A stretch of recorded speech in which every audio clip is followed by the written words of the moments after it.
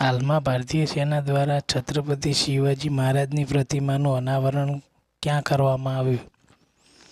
લદ્દાખ. દેશનું પ્રથમ glass bridge ક્યાં બન્યું? તમિલનાડુ.